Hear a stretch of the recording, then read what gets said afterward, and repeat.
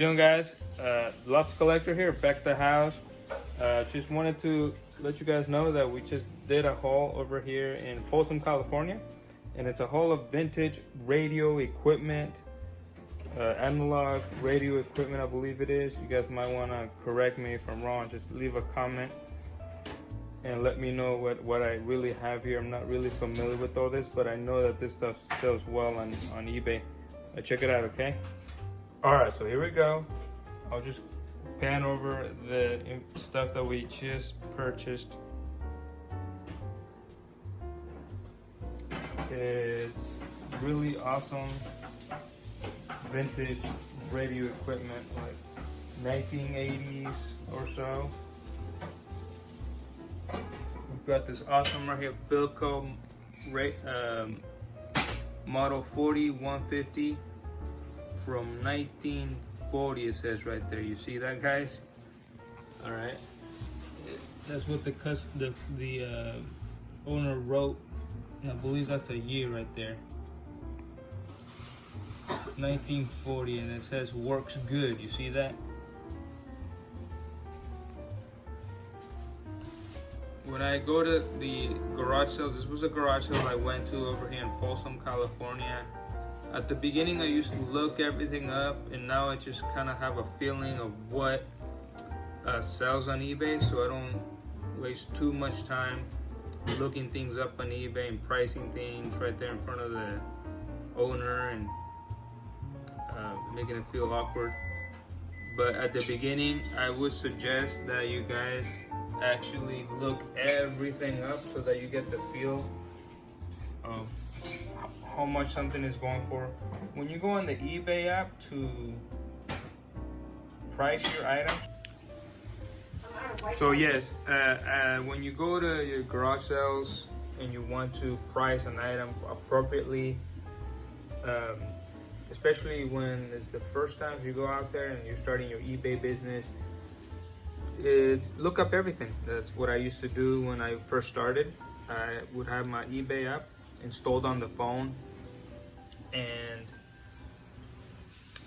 I would actually look up the sold comps. That's what they call it, the comparables. If you look at the listing, I'm just gonna pan over here while I speak. I want you guys to have a good grasp how to start selling on eBay. And when you are ready to make a purchase, pull up your eBay app. Here we go, we're just panning through the objects I just got. And you don't want to go to this what people are asking for. Like, if you do that, then that's not really what the item is selling for. That's just what people are asking for. It's a good idea to look at what people are asking for so you can actually price your item accordingly. A little bit less or a little bit more if you want to. And you don't have to make a big compromise. You can always price your item at the appropriate price that you want it at. Like if you spend a lot of money on it and you want to double or triple your money, then it's just going to take a little bit more time than most to sell the item. So you can just let it sit, and eventually it will sell. You just have to make sure and know that you got a good item there. The right buyer will come along. And the right buyer will come along, right?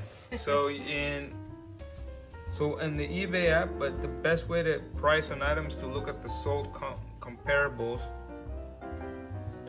and that'll be the best way to price an item, because the sold item tells you that that's what people actually are willing to pay for that item. So right here we have some cool radio equipment. Look at this. This is a General Electric,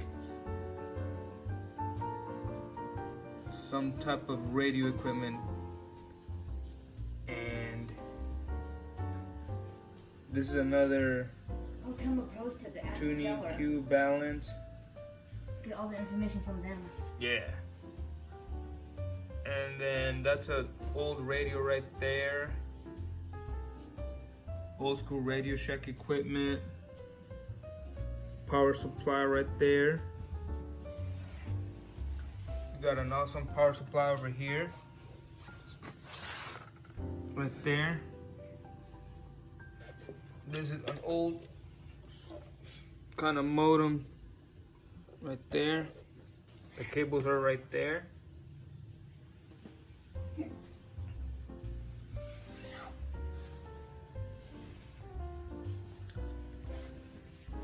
Some vintage multimeters. Patrolman SW60 right here. These are just really awesome vintage equipment. A monitor scope, it's like an oscilloscope, but it's vintage. Some type of voltage tester, multimeter. Vintage. Always look out for your vintage equipment, radio equipment, or a lot of people love power supplies. Power supplies do flip pretty fast. Be on the lookout for these guys, power supplies. Alright. Don't forget, guys, to subscribe to my channel.